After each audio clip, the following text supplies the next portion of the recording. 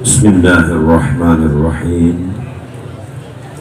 Assalamualaikum warahmatullahi wabarakatuh.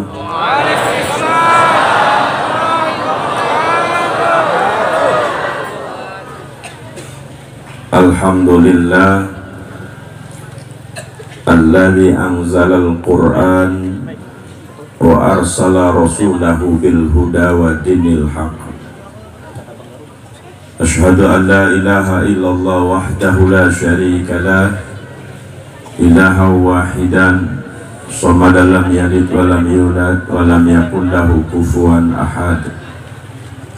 Wa asyhadu anna Muhammadan abduhu wa rasuluhu, khataman nabiyyin sayyidil mursalin la nabiyya ba'dah. Allahumma salli wa sallim wa barik wa karim ala sayyidil mursalin sayyidina wa maulana Muhammadin wa ala alihi wa ashabihi wa man tabi'ahum bi ihsanin ila yaumiddin wa ba'dah. Fa ya ayyuhal hadirun usikum wa nafsi bitaqwallah wa ta'atihi la'alakum tuflihun.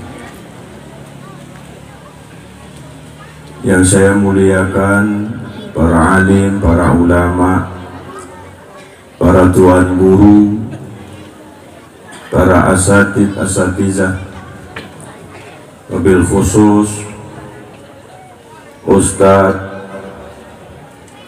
Ferry Sabtadi Putra yang menjadi wasilah silaturahim saya dan semua jamaah pada malam hari ini. Para tokoh masyarakat, pejabat, unsur muspida muspika TNI Polri yang namanya satu persatu tentu tidak bisa disebutkan karena memang belum kenal, namun tidak mengurangi rasa takzim dan hormat saya kepada semua alim ulama dan tokoh masyarakat, panitia penyelenggara, Bapak Ibu hadirin hadirat yang dirahmati Allah Subhanahu wa Ta'ala. Alhamdulillah, ini malam dengan izin Allah, dengan izin Allah kita semua bisa berada dalam majelis yang penuh berkah, majelis yang penuh rahmat, majelis yang insya Allah ketika kita pulang ke rumah membawa oleh-oleh ampunan, rahmat, berkah dan hidayah dari Allah Subhanahu wa Ta'ala. Karena majelis-majelis semacam inilah yang dibanggakan oleh Allah Subhanahu wa Ta'ala di hadapan para malaikat-malaikatnya. Majelis yang senantiasa membesarkan nama Allah, mengagungkan nama kekasihnya Sayyiduna Muhammad sallallahu alaihi wasallam. Majelis yang akan mendatangkan hujan-hujan rahmat dan berkah dari Allah Subhanahu wa Ta'ala. Majelis yang insya Allah menjadi wasilah penolakan bala dan takdir-takdir buruk yang akan menimpa kita. Karena dalam majelis ini sesungguhnya hati kita terpaut dengan kekasih yang dicintai oleh Allah Subhanahu wa Ta'ala, yakni Sayyidina Muhammad sallallahu alaihi wasallam. Para alim ulama, asatid dan para hadirin hadirat yang dirahmati Allah Subhanahu wa Ta'ala.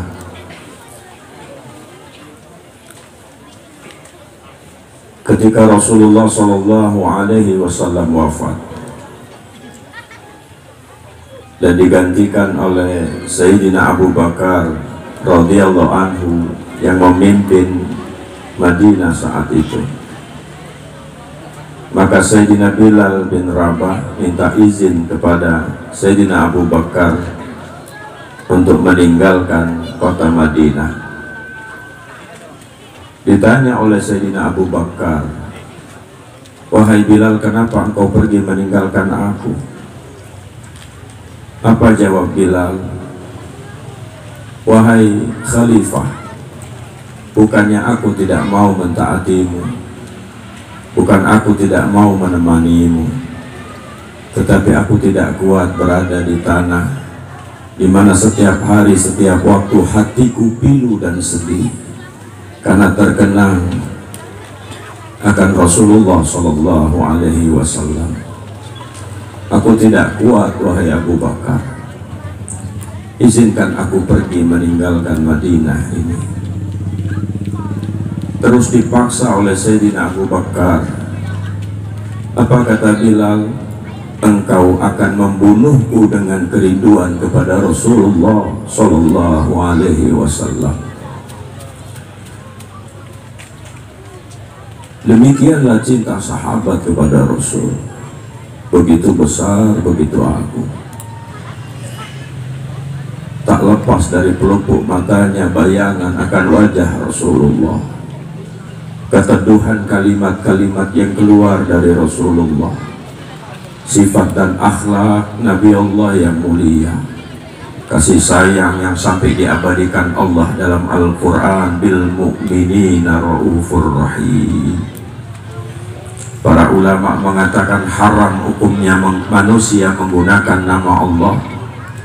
Apabila kita punya anak, Bu, kita kasih nama Rahman saja, hukumnya haram karena itu nama Allah. Atau kita kasih nama Rauf, hukumnya haram karena itu nama Allah. Tapi Rasulullah Shallallahu Alaihi Wasallam langsung diberikan nama itu oleh Allah sendiri, bil mu'minina raufur rahim. Inilah juga yang menjadi dalil tentang nurun ala nur, bahwa Rasulullah Shallallahu Alaihi Wasallam hakikatnya adalah tajalliyat dari nurnya Allah Subhanahu wa Ta'ala, dan alam semesta ini manifestasi dari nurnya Sayyiduna Muhammad Shallallahu Alaihi Wasallam. Hanya karena dunialah yang menghijab kita dari memandang keindahan Rasulullah, sehingga hati kita sulit bisa merasakan nikmatnya bersolawat, nikmatnya beribadah, nikmatnya membaca Quran, nikmatnya kita melakukan taqarrub kepada Allah Subhanahu wa Ta'ala. Dunia ini yang menghalangi kita untuk bisa memandang betapa agungnya karunia-karunia Allah di setiap saat, setiap waktu. Lalu dihadirkan satu cara agar hati kita bisa menjadi bersih kembali dan terpandang akan kebesaran dan keagungan Allah. Cara itu tidak lain dan tidak bukan adalah bersolawat kepada Rasulullah Sallallahu Alaihi Wasallam. Maka orang yang banyak baca solawat, hatinya akan jernih, pikirannya akan tenang, hidupnya akan bahagia, rezekinya akan berkah, anak-anaknya akan soleh-soleh. Subhanallah, saya menjadi saksi karena saya adalah suami dari istri saya, di mana 8 anak saya semuanya lahir dengan mudah.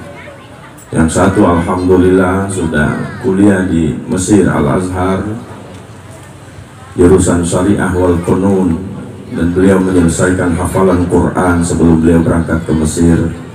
Yang nomor 2 juga sudah selesai hafalan Qurannya, sekarang sedang kuliah di Fakultas Kedokteran Universitas Mula Warman. Yang ketiga juga sekarang sedang persiapan untuk masuk ke ITB dan menyelesaikan hafalan Qurannya.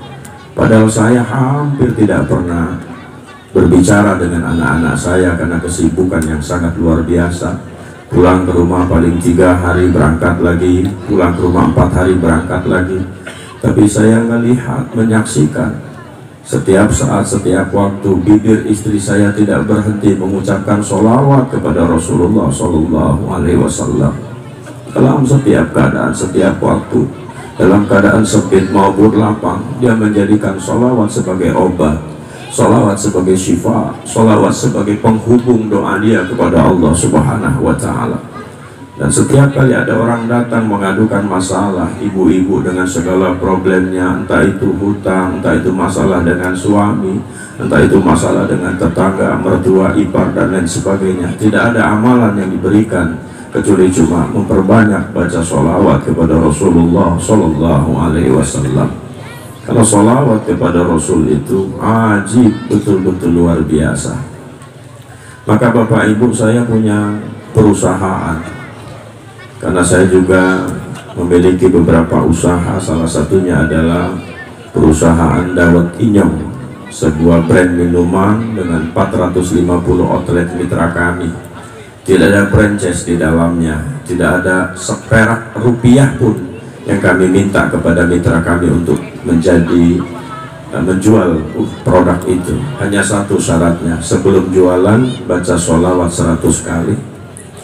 Kalau Anda mau baca sholawat 100 kali sebelum jualan, maka kami kasih modal. Kalau Anda mau baca sholawat 100 kali, maka kita akan menjadi mitra. Kalau Anda mau sholawat 100 kali, maka akan mendapatkan bantuan dari perusahaan kami. Alhamdulillah, mitra-mitra kita semua rajin baca sholawat. Keajaiban, ada salah satu mitra, seorang wanita di Samarinda, yang dia punya hutang 2 miliar Bapak Ibu, 2 miliar. Namanya Bunda Fernalia. Suaminya seorang kontraktor yang kebetulan COVID kemarin kehilangan pekerjaan dan menanggung hutang sebanyak 2 miliar. Dia menggadaikan rumah dan rukonya untuk menutupi hutang itu, tapi tidak lunas. Akhirnya dia ngontrak rumah, bingung mencari pekerjaan, dan dia melihat brosur usaha Dawet Inyong tanpa modal. Kemudian dia mendaftarkan diri, lalu jadilah mitra kami. Dia katakan, Abi, karena saya hampir semua mitra manggil saya Abi, Bi, terima kasih, Dawet Inyong ini sudah menjadi wasilah buat saya untuk menutupi kebutuhan harian. Lalu bagaimana cara saya bisa membayar hutang yang 2 miliar itu, Bi? Saya katakan, perbanyak sholawatmu. Kalau 100 kurang 500, kalau 500 kurang 1000, kalau 1000 kurang 2000. Dan subhanallah, dia baca hampir 10.000 setiap hari. 6 bulan kemudian, ketika saya ke Samarinda untuk melihat usaha itu, kami adakan pengajian biasa. Dia datang sambil nangis dengan anaknya, Bi, alhamdulillah hutang saya lunas. Saya nggak habis pikir bagaimana mungkin Dawet Inyong bisa melunasi hutangnya, sementara penghasilan sehari dari Dawet Inyong paling 150. Dia katakan, saya sudah putus asa, tapi saya ingat pesan Abi untuk baca sholawat. Saya baca sebanyak-banyaknya.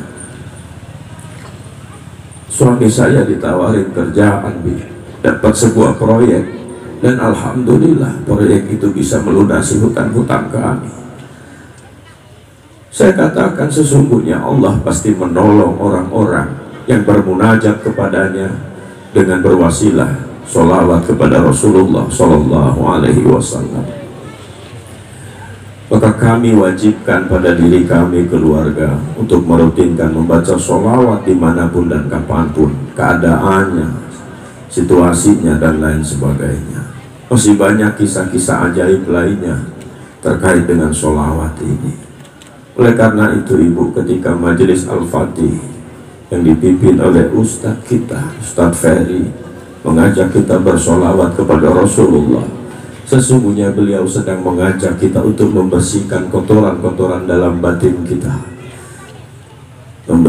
membersihkan kerak-kerak dosa yang ada pada jiwa kita. Yang kalau itu bersih, maka rahmat Allah itu begitu dekat. Inna rahmatullah qaribun minal muhsinin. Sungguh rahmat Allah sangat dekat bagi orang-orang yang ihsan, orang-orang yang akan dibersihkan hatinya oleh Allah ketika dia mencintai kekasihnya Sayyidina Muhammad Sallallahu Alaihi Wasallam. Subhanallah. Kita lanjut kisah Bilal tadi. Akhirnya Bilal berangkat meninggalkan Madinah. Dia tak sanggup tinggal di Madinah. Setelah sekian tahun, dia berusaha untuk melupakan Madinah. Tiba-tiba suatu malam dia bermimpi bertemu Rasulullah Sallallahu Alaihi Wasallam. Wahai Bilal, apakah engkau benci kepadaku? Pertanyaan Rasulullah kepada Bilal. Tidak ya Rasul, gak mungkin aku benci. Kalau engkau tidak benci kepada aku, kenapa engkau tidak berziarah kepada aku? Bilal terbangun, badannya menggigil demam. Tidak ada obat yang bisa menyembuhkan demamnya itu 1, 2, 3 hari. Kemudian istrinya bertanya, wahai suamiku, apa yang menyebabkan kau sakit? Kemudian Bilal menceritakan tentang mimpinya. Lalu kata istrinya, berangkatlah kau berziarah ke Madinah. Sepanjang jalan Bilal itu pingsan berkali-kali karena tidak kuat menghadapi kenyataan ketika dia akan masuk ke Madinah nanti. Dia akan melihat rumah Rasul, dia akan melihat tempat Rasul berdiri, dia akan melihat di mana dia bersama Rasul. Pingsan berkali-kali. Tapi karena mimpi itu yang menguatkan dia, akhirnya dia sampai pada gerbang kota Madinah. Di sana dia tertegun dan menangis sejadi-jadinya. Kerinduannya membuncah, tak kuat dia menahan, derai air mata tertumpah. Ya Rasulullah. Akhirnya perlahan dia masuk ke kota Madinah.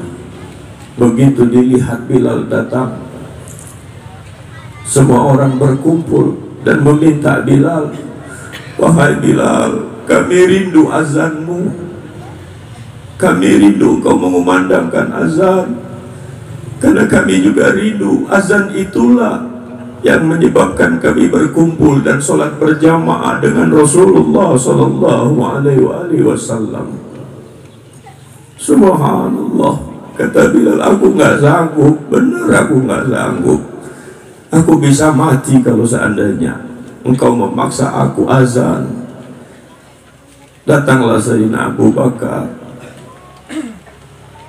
datanglah Sayyidina Hasan wal Husain dan meminta Sayyidina Bilal untuk azan. Ketika ditatapnya wajah Hasan mirip sekali dengan Rasulullah, air matanya semakin tak sanggup karena rindu yang berkecamuk. Didengarnya suara Sayyidina Husain persis dengan suara Rasulullah Sallallahu Alaihi Wasallam. Kemudian kedua cucu Sayyidina Muhammad mengatakan, wahai pamanku, azanlah, aku memintamu. Kemudian Bilal mengatakan, seandainya bukan cucu Rasulullah yang meminta, aku tidak akan azan. Lalu perlahan Bilal azan. Akhirnya satu penduduk Madinah berkumpul karena mendengar suara yang selama ini dirindukan, dan semua menangis merindukan Rasulullah Sallallahu Alaihi Wasallam. Bapak Ibu jamaah yang dirahmati Allah, kenapa kok sedemikian hebatnya cinta mereka kepada Rasul? Karena Rasulullah Sallallahu Alaihi Wasallam telah memberikan semua nyawanya, hidupnya, matinya untuk mencintai umat ini. Ketika malaikat Jibril datang menawarkan gunung Uhud, Jabal Uhud dijadikan emas, apa kata Rasulullah? Wahai Jibril, aku tidak butuh kekayaan, aku tidak butuh engkau jadikan gunung emas 1, 2, 3. Aku cuma ingin umatku selamat. Subhanallah. Saya sering bertanya karena saya seorang ustadz, seorang dai, betulkah ketika saya ceramah itu saya memikirkan keselamatan umat, atau saya sedang memikirkan diri saya, memikirkan periuk nasi saya, memikirkan berapa amplop yang akan saya dapat? Betulkah saya itu berdakwah karena saya meniru Rasulullah yang ingin orang mendengarkan ceramah itu selamat dunia akhirat? Atau saya hanya menjadikan panggung ini sebagai retorika saya mengungkapkan syahwat-syahwat kalam yang saya ucapkan? Saya sering berpikir hal itu untuk diri saya, karena saya dipanggil orang dai, saya dipanggil orang ustaz. Betapa malunya kelak di yaumil qiyamah ketika aku membanggakan bahwa aku adalah seorang dai, ternyata Allah yang ya'lamu sirrakum wa jahrakum wa ya'lamu ma taksibun, mengungkapkan semua aib-aib kita. Raden Ahmad Afandi, sungguh engkau berdakwah hanya karena panggilan-panggilan manusia. Sungguh engkau hanya berdakwah karena rupiah-rupiah, amplop-amplop dan lain sebagainya. Sungguh engkau berdakwah hanya ingin berkompetisi, dipanggil orang sebagai ustadz dan kiai yang mulia. Lalu apa jawabanku di hadapan Allah kelak? Kita yang menyampaikan laqad kana lakum fi rasulillahi uswatun hasanah, tapi kenapa kita dai tidak mencontoh Rasulullah bahwa dia berdakwah karena ingin umatnya selamat dunia akhirat? Maka ketika Rasulullah ditawarin Jabal Uhud, dia katakan, aku tidak butuh itu Jibril, aku butuh umatku selamat. Hatta saat Rasulullah meninggalkan dunia, Allah memerintahkan malaikat Israel, wahai Israel, jemput kekasihku. Malaikat Israel tak sanggup, dia minta temanin malaikat Jibril dan malaikat Mikail. Kata Jibril, engkau saja yang turun, aku pun tak sanggup, biarlah aku berdiri di langit, karena aku tak mampu menatap wajah kekasih itu meregang nyawa, melepaskan ruh dari jasadnya. Saat Rasulullah terbaring di pangkuan Sayyidatuna Fatimah Zahra Al-Batul, malaikat Israel mengetuk pintu, assalamualaikum. Keluarlah Fatimah, maaf Tuan, ayahku sedang sakit, nanti saja kalau mau bertamu. Sayyidatuna Fatimah tidak tahu kalau itu adalah Israel. Akhirnya masuk Sayyidatuna Fatimah dan ditanya sama Rasulullah, siapa itu wahai Fatimah? Enggak tahu ayah, aku enggak kenal. Rasulullah mengatakan, dialah malaikat Israel yang akan mencabut nyawa ayahmu ini. Sayyidatuna Fatimah tak sanggup menahan tangis, pecah tangisnya. Tiba-tiba malaikat Israel mengetuk kembali, assalamualaikum, dan masuklah kali yang kedua ini. Lalu ditanya oleh Rasulullah, mana Jibril wahai Israel? Jibril ada di atas ya Rasulullah, ya Habibullah. Kemudian Rasul mengatakan, wahai Jibril, apakah engkau jijik melihat muka aku? Malaikat yang gak punya syahwat, gak punya emosi menangis. Malaikat Jibril, tidak ya Muhammad, sungguh aku gak sanggup melihat wajahmu yang akan mengeluarkan peluh-peluh keringat, menahan rasa sakit yang luar biasa. Aku gak sanggup. Turunlah wahai Jibril ke sini. Kemudian Jibril turun, lalu Rasulullah mengatakan, sampaikan kepada Allah, aku tidak akan meninggalkan dunia ini sebelum aku mendapat jaminan bahwa umatku semuanya masuk ke dalam surganya Allah Subhanahu wa ta'ala. Lalu malaikat Jibril menyampaikan hal itu kepada Allah. Kata Allah, apapun permintaan kekasihku, aku penuhi. Ya Rabbana, wahai Bapak Ibu, ketahuilah, kalau kita mengandalkan sholat kita untuk masuk surga, sholat kita hampir tak pernah khusyuk. Kalau kita mengandalkan sedekah kita untuk masuk surga, sedekah kita hampir tidak pernah ikhlas. Kalau kita mengandalkan amal-amal kebaikan kita, hampir semua amal kebaikan kita ada kepentingan dunia yang terselip di dalamnya. Lalu apa yang menyebabkan kita pantas masuk ke dalam surga? Garansi yang diminta oleh Rasulullah Sallallahu Alaihi Wasallam. Semua sahabat mengerti itu, faham itu, maka mereka mencintai Rasul dengan nyawanya, dengan hidupnya. Sami'na wa ata'na. Lalu bagaimana dengan kita, umat di akhir zaman yang disebut oleh Rasulullah, dibanggakan oleh Rasulullah di hadapan para sahabatnya bahwa ada orang-orang yang kelak bersamaku 2 jari di surga. Semua sahabat saling tengok dan berharap mereka lah itu. Lalu mereka bertanya, siapa mereka ya Rasulullah? Apakah kami? Bukan, kata Rasulullah.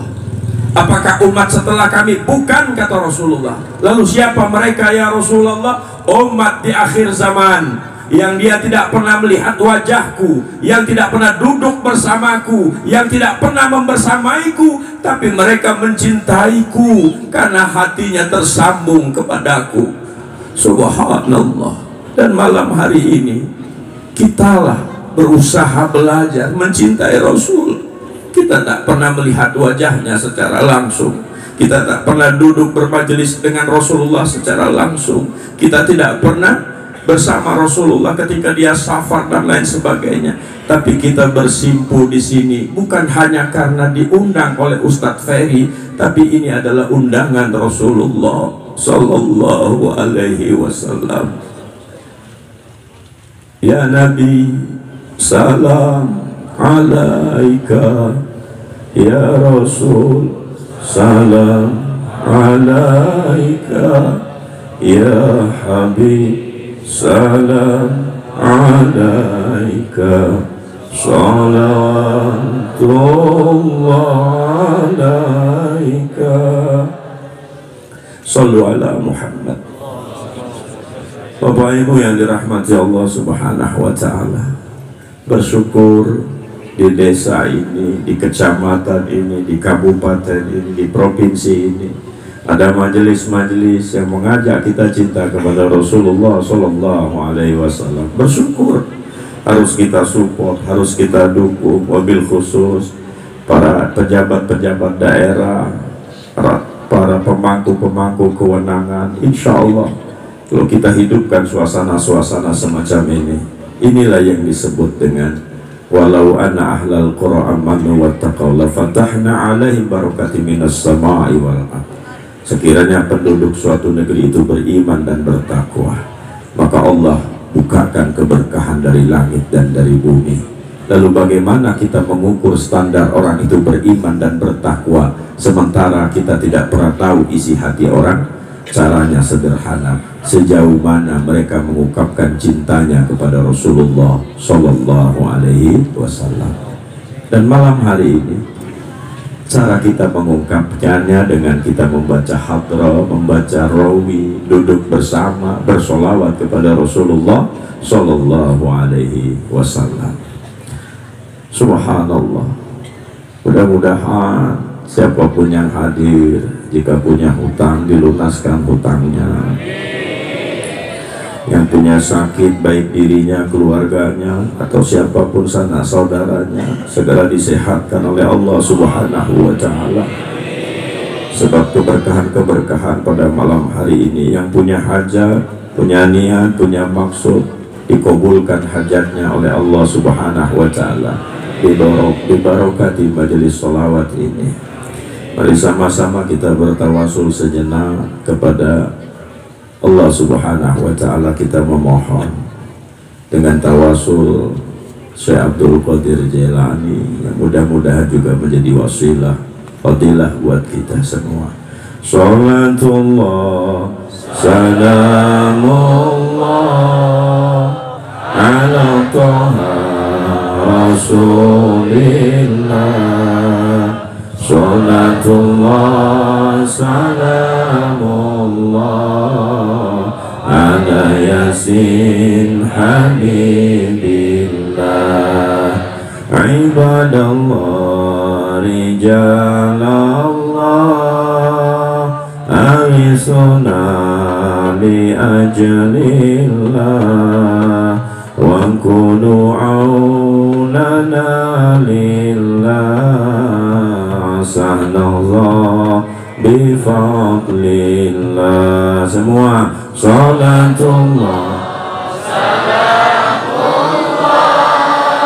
ala Taha Rasulillah. Salatullah salamullah ala Yasin Habibillah. Wa ya Aqtab wa ya Anjab wa ya sadat wa ya ahbab wa antum ya ulil albab ta'ala wa ansurulillah. Semua salatullah salamullah ala taha rasulillah. Salatullah salamullah ala yasin habibillah. Sa'alnakum walizulfar rajaunakum wa fi amrin qasadnakum fashuddu azmakum lillah. Salatullah ala taha rasulillah. Salatullah salamullah ala yasin habibillah.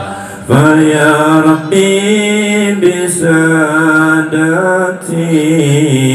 tahaqqaq li isyarati asadati bisharati wa yasfu waqtuna lillah. Salatullah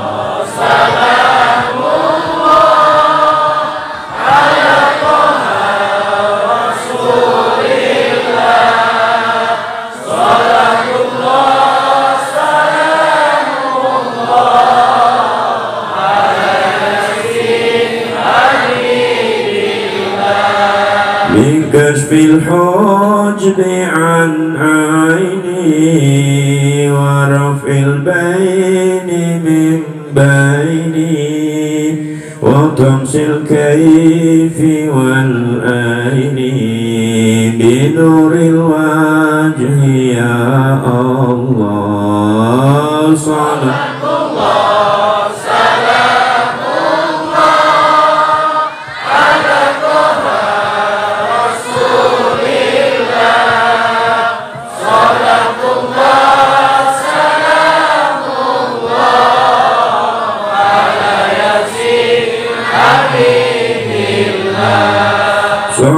Salatullahi maulana ala man bil huda jana wa man bil haqqi aulana syafi'il khalqi indallah.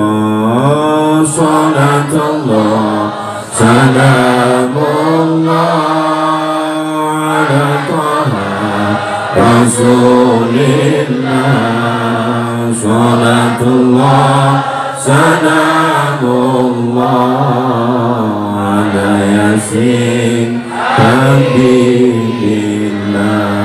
Sallu ala Muhammad.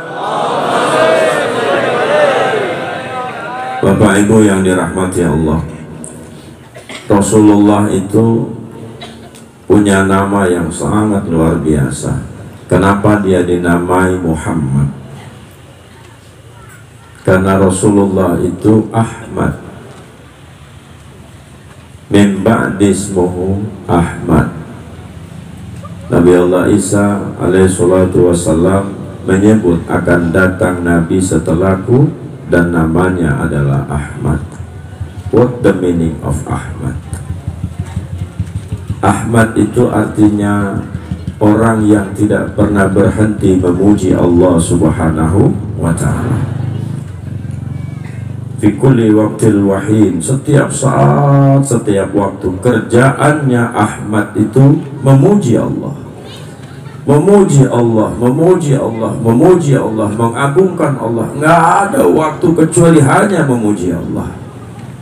Setiap saat, setiap waktu hatinya, sampai kata Rasulullah SAW, mataku terpejam tapi hatiku berzikir kepada Allah Subhanahu wa ta'ala. Karena ia memuji dan memuliakan Allah setiap saat, setiap waktu, maka Allah memuliakan dia. Arti Muhammad adalah orang yang dipuji oleh Allah Subhanahu wa ta'ala. Maka kalau kita ingin hidup kita terpuji, keluarga kita terpuji, darajat kita terpuji, nasib kita terpuji, rezeki kita terpuji, dan semua kehidupan kita diberikan oleh Allah Subhanahu wa ta'ala kebaikan, Allah katakan, qul in kuntum tuhibbunallah fattabi'uni, maka ikutilah kekasihku, ikutilah Rasulullah sallallahu alaihi wasallam.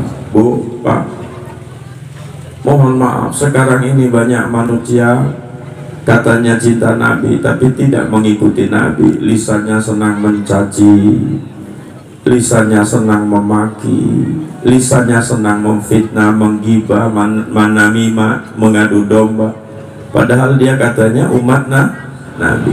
Malu dong kita sama Rasulullah.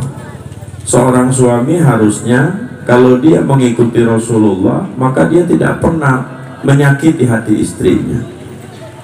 Tidak mungkin pernah. Kenapa? Dia harus mengikuti suri tauladannya, bahwa Rasulullah tidak pernah menyakiti istrinya.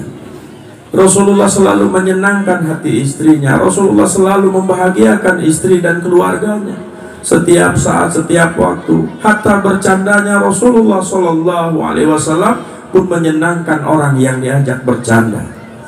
Subhanallah.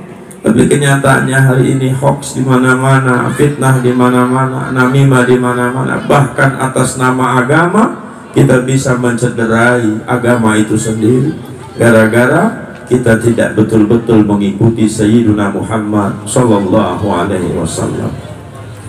Subhanallah. Bagaimana mungkin kita mau mendapatkan kemuliaan sementara mulut kita selalu mengeluarkan hal-hal yang hina? Bagaimana mungkin kita akan mendapatkan kemuliaan sementara tingkah laku kita menunjukkan kehinaan diri kita? Lalu orang bertanya, bagaimana caranya Pak Ustadz? Bagaimana caranya Pak Kiai agar hidup kita mulia? Sederhana, ikutilah apa saja yang dilakukan oleh Rasulullah Sallallahu Alaihi Wasallam. Makanya ketika saya lagi makan siang bersama di rumah Gubernur Kalimantan Timur, Ayah Haji Isra Nur, ada yang bertanya, kenapa kita sholat?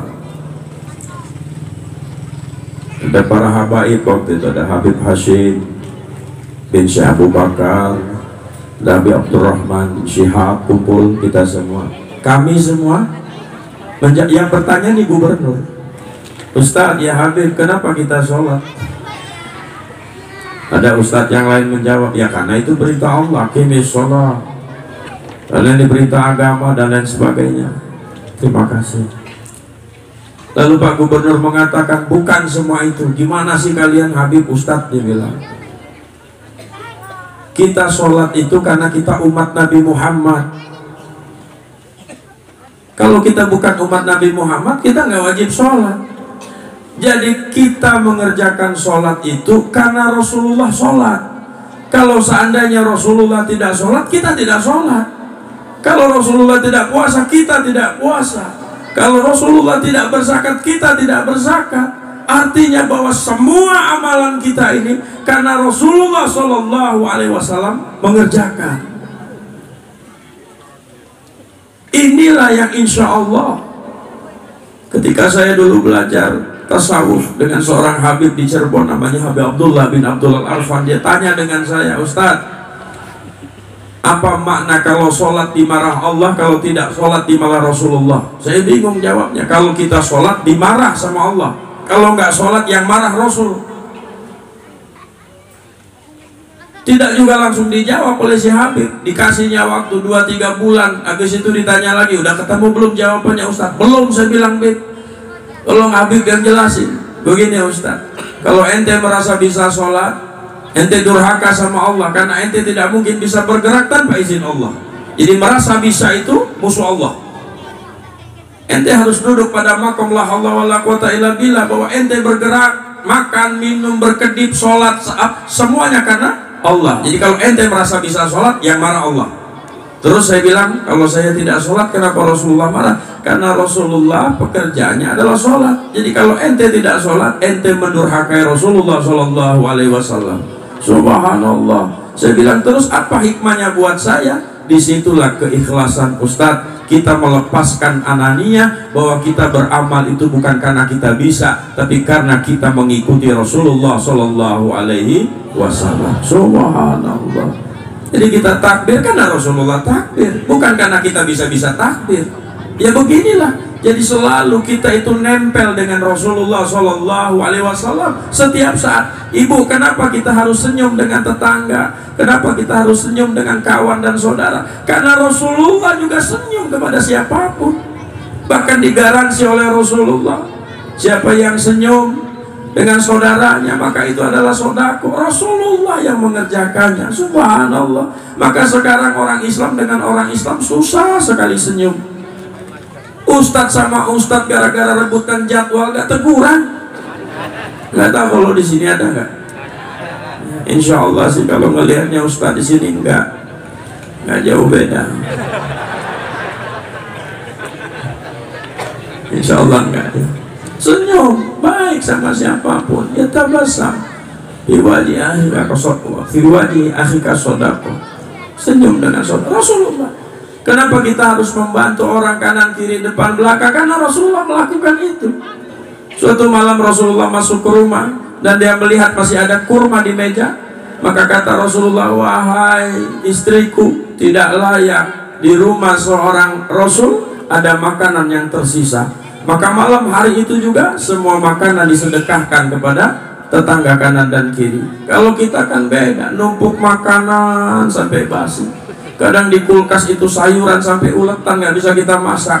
Tapi kita lebih senang itu busuk dimakan ulat daripada kita bagikan dengan tetangga kanan dan kiri. Lalu bagaimana mungkin kita bisa mencapai maqamah mahmudah dengan sifat-sifat syaitonia yang kita pelihara? Bapak Ibu yang dirahmati Allah Subhanahu wa Ta'ala. Itulah kalau ingin mulia, kalau ingin dipuji hidupnya oleh Allah, oleh semua alam semesta ini, jadilah pribadi-pribadi yang mengikuti Rasulullah Sallallahu Alaihi Wasallam. Insya Allah kita akan mendapatkan maqamah mahmudah. Karena itu agama ini sederhana. 30 juz Quran, 114 surat, 6.666 ayat, disimpulkan oleh Allah dalam suratul Fatihah sebagai umul kitab, dan dimulai semuanya dengan Bismillahirrahmanirrahim.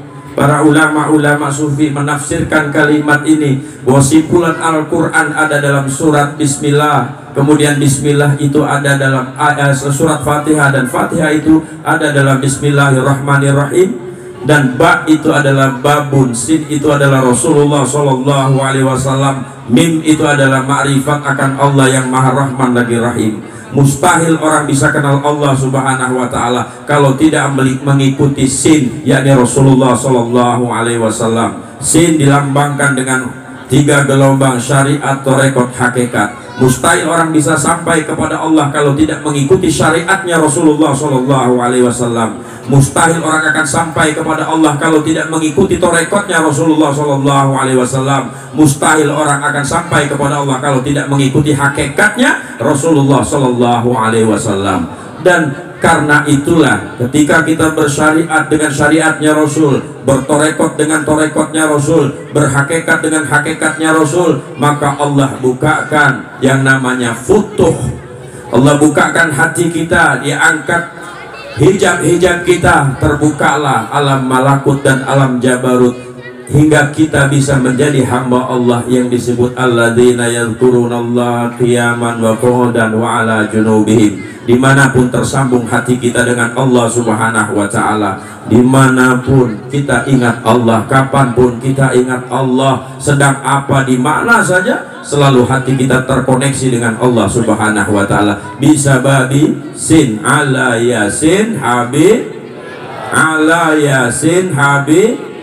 Subhanallah. Maka mustahil bisa kenal Allah kalau nggak bersolawat kepada Rasul Sallallahu Alaihi Wasallam. Terima kasih Ustadz Ferry udah buat kita semua senang dengan Nabi, senang dengan solawat, senang dengan rawi-rawi, sejarah kehidupan Rasulullah SAW di tengah hedonistik yang sangat luar biasa, di tengah kepalsuan dunia yang menipu kita, di tengah tawaran-tawaran para artis yang mempertontonkan harta-harta yang seolah itu kekal sampai akhirat, padahal itu fana belaka. Kullu man 'alaiha fan, segala sesuatu akan binasa. Majelis-majelis inilah yang akan kekal abadi insyaallah sampai jannahnya Allah Subhanahu wa ta'ala. Pohon-pohon ini semua bertasbih kepada Allah, bumi, lantai semua bertasbih kepada Allah. Yusabbihu lahu man fis samawati wa man fil ard wasyamsu wal qamaru wan nujum. Sesungguhnya bertasbih siapa-siapa yang ada di langit dan bumi, matahari, bulan, bintang bertasbih kepada Allah. Kita bernaung dengan teduhnya malam di mana gemerlap bintang di langit bertasbih kepada Allah. Mereka menjadi saksi bahwa sekumpulan manusia sedang duduk bermajlisan mengagungkan nama Allah, menyebut-nyebut nama kekasihnya Sayyiduna Muhammad. Kelak merekalah yang akan menjadi saksi di hadapan Allah. Wahai Allah, kami menyaksikan sesungguhnya ada sekelompok umatmu pada malam ini yang sedang mengagung-agungkanmu, mencintai kekasihmu. Mereka bersolawat secara serentak sesuai perintahmu. Sallu, sallu, kata Allah. Ini jamak. Ya ayyuhalladzina amanu sallu alaihi wasallimu. Kita bersolawat. Itu yang di langit. Yang di bumi, wal jibal wasyajar waddawab, kata Allah. Gunung-gunung, syajar, pohon-pohon, waddawab, dan seluruh hewan bertasbih kepada Allah Subhanahu wa ta'ala. Mereka menjadi saksi. Pohon-pohon, tanah, bebatuan, hewan-hewan, entah itu semut, entah itu nyamuk, belalang, apa saja yang namanya hewan, mereka akan menjadi saksi. Dan kadang-kadang kita tidak sadar, ternyata mereka menjadi saksi kita di malam hari ini. Sekian banyak dosa kita kelak dihisab di yaumil kiamah, dihapus oleh Allah sebab makhluk-makhluk ini bersaksi. Ada satu malam kita duduk karena cintanya kita kepada Rasulullah Sallallahu Alaihi Wasallam. Ada sebuah cerita. Ada seorang pemuda, kerjaannya mabok, buat maksiat. Tapi setiap bulan Rabiul Awal masuk, dia mandi taubat, pakai baju putih, jubah putih, khalwah, suluk, baca sholawat kepada Rasulullah Sallallahu Alaihi Wasallam sepanjang bulan Rabiatul Awal. Sepanjang bulan Maulid dia baca sholawat sama Rasul. Ketika kawannya mengajak maksiat, mabok yuk, dia bilang, malu gua, ini bulan kelahiran Nabi. Habis bulan Maulid maksiat lagi, masuk bulan Maulid tobat lagi, baca sholawat lagi. Habis bulan Maulid maksiat lagi. Sebab dia mengagungkan bulan Maulid dan tidak bermaksiat di bulan Maulid, bersolawat di bulan Maulid, maka menjelang kematiannya Allah tetapkan hidayah kebaikan, Allah angkat darajatnya menjadi seorang kekasih Allah, lalu wafat dalam keadaan husnul khatimah dan berkumpul dengan Rasulullah Sallallahu Alaihi Wasallam. Bagaimana dengan orang yang merayakan Maulid setiap saat, setiap waktu? Nggak kenal bulan Rabiul Awal, kita maulidan, mengagungkan Rasul, mencintai Rasul, bersolawat kepada Rasulullah Sallallahu Alaihi Wasallam. Kalau kita kiaskan dengan kisah yang dikisahkan para ulama ini, maka insya Allah kita menjadi bagian-bagian orang yang dibanggakan oleh Rasulullah Sallallahu Alaihi Wasallam. Man ahabbani kana ma'i fil jannah. Siapa yang mencintaiku maka dia bersamaku di surga. Man ahabba syai'an aktsara min dzikri. Siapa cinta sesuatu, dia banyak menyebut yang dia cintai. Kalau kita cinta dunia, zikir kita cuma utang, utang, utang, utang. Cinta dunia, ya. Cinta mobil, zikirnya mobil, mobil, mobil, mobil. Cinta istri, zikirnya kawin lagi, kawin lagi, kawin lagi. Subhanallah. Sementara Rasulullah mengatakan, anta ma'a man ahbabta. Engkau bersama dengan yang kau cintai. Dan adakah sesuatu yang bisa menyelamatkan kita dari dunia ini? Yauma la yanfa'u malun wala banun. ila man atallaha biqalbin salim. Siapa yang mereka qalbun salim? Yang hatinya tersambung kepada Rasulullah sallallahu alaihi wasallam. Nggak ada yang bisa selamatkan kita, nggak ada. Rasulullah diberikan keistimewaan oleh Allah memberikan syafaat kepada umatnya. Subhanallah. Nah Bapak Ibu yang dirahmati Allah, mudah-mudahan sedikit yang bisa saya sampaikan ini menambah kecintaan kita kepada Rasulullah Sallallahu Alaihi Wasallam, yang dengan cinta itu hidup kita berkah, keluarga kita sejahtera, rezeki kita melimpah ruah, negara kita aman sentosa, dijauhkan dari bala dan musibah, senantiasa kita hidup dalam kebahagiaan dan kebersamaan, yang dengan semua itu insya Allah kita wafat husnul khatimah. Semoga kita semua mampu berjumpa dengan Rasulullah Sallallahu Alaihi Wasallam manaman wa yakzo, baik dalam mimpi maupun ketemu langsung di dunia ini, sehingga itu menjadi syafaat kita kelak pada saat sakratul maut dan saat kita berjumpa dengan Allah Subhanahu wa Ta'ala. Bijahi wa bihaqqi sayyiduna Muhammad sallallahu alaihi wasallam qabul hajatina wa hajatil mu'minina amma al-Fatihah. A'udzubillahi minasyaitonir rajim. Bismillahirrahmanirrahim. Alhamdulillahi rabbil alamin arrahmanir rahim maliki yaumiddin. Iyyaka na'budu wa iyyaka nasta'in ihdinas siratal mustaqim siratal ladzina an'amta 'alaihim ghairil maghdubi 'alaihim waladdallin. Amin.